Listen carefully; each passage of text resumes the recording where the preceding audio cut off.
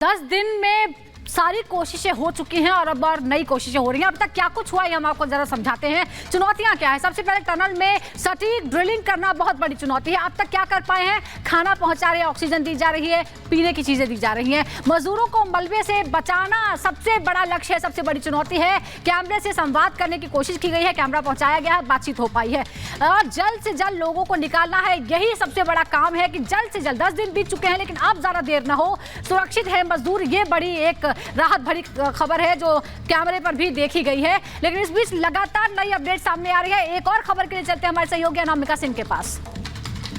तो एक तरफ रेस्क्यू ऑपरेशन को तेज कर दिया गया है, तो वहीं दूसरी ओर उत्तरकाशी के तमाम हॉस्पिटल्स को अलर्ट पर रखा गया। उत्तरकाशी के तमाम जो हॉस्पिटल्स है वहां पर बेड हो, चाहे वो बाकी स्वास्थ्य सुविधाएं हो, उसको दुरुस्त कर लिया गया है।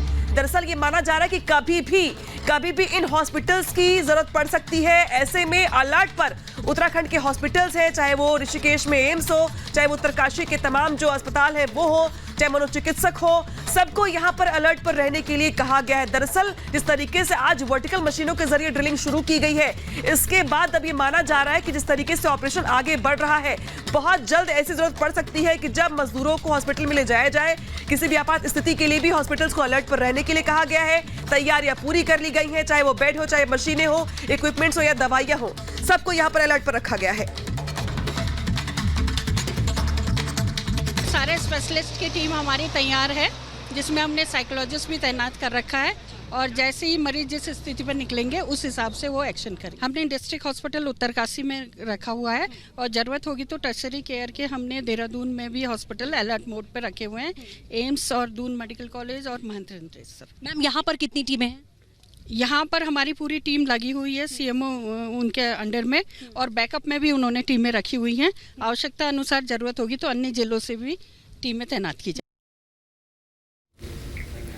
तो रेस्क्यू ऑपरेशन युद्ध स्तर पर लगातार जारी है ताकि मजदूरों को जल्द से जल्द सुरक्षित बाहर निकाला जा सके। ऐसे में जो पाइप वहां पर बिछाए जा रहे हैं, किस तरीके से मजदूरों को उसके माध्यम से बाहर निकाला जाएगा, ग्राउंड जीरो से बता रही है हमारी सहयोगी सृष्टि। देखिए,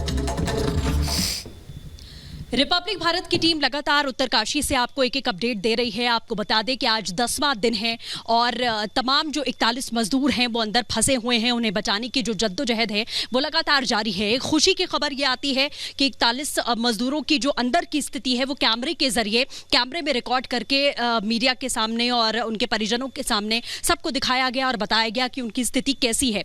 लेकिन फिलहाल मैं आपको बता दूं कि जिन पाइप्स की बात आप इतने दिन से लगातार सुन रहे हैं कि इन पाइप को डाला जाएगा और उसी के थ्रू मजदूरों को बाहर निकाला जाएगा। आपको बता दें कि 22 मीटर की जो ड्रिलिंग हुई है उसमें से 900 mm का जो पाइप है उसे पहले ही डाला जा चुका है। उसके बाद 800 mm का जो पाइप है उसे अभी ट्रक से अनलोड कर लिया गया है, जिसे लेकर जाया जाएगा। और इस वक्त ये जो पाइप आप देख रहे हैं ये 700 mm का पाइप है, जिसे आपको बता दें सीधे तौर पर अब लेकर जाया जाएगा। और इस पाइप के अंदर आपको मैं बताऊं कि इसी तरीके से जैसे आप मुझे यहाँ पर देख पा रहे हैं, यानी कि 900 mm के पाइप में 800 mm का पाइप डाला गया, उसके बाद ये 700 mm का पाइप जो है वो डाला जाएगा। और आप ये समझिए कि 900 mm के पाइप में जब 800 mm का पाइप जाएगा और 700 mm का अंदर डाला जाएगा, उसके बाद उसकी बिल्डिंग करने में जो है, बेल्डिंग जो की जाती है उसमें समय कम लगेगा और वो मजबूती के साथ में बेल्ड कर दिया जाएगा। फिर इसी तरीके से, कुछ इसी तरीके से मैं उदाहरण के तौर पे आपको दिखा रही हूँ, क्रॉल करते हुए जो हमारे मजदूर हैं, अगर ऑगर मशीन ठीक से काम कर जाती है तो वो इसी तरीके से क्रॉल करते हुए उन तीनों पाइपों के माध्यम से निकलकर बाहर आ सकते हैं। और ये पाइप जो है मलबे को चीरती हुई, यानी कि मलबे के बीच में से इसे डाला जाएगा।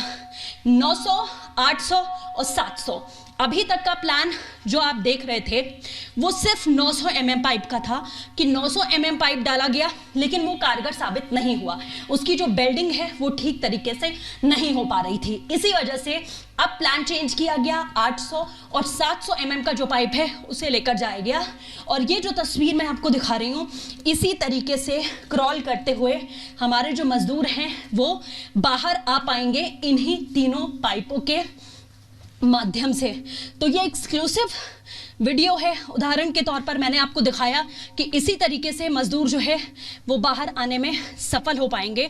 तो रिपब्लिक भारत लगातार एक एक तस्वीर आपको दिखा रहा है। ये वो तरीका है जिससे ऑगर मशीन काम करके पाइप को अंदर डालेगी और ये सभी मजदूर बाहर आ जाएंगे। विजय एजाज के साथ सृष्टि पांडे, रिपब्लिक भारत, उत्तरकाशी।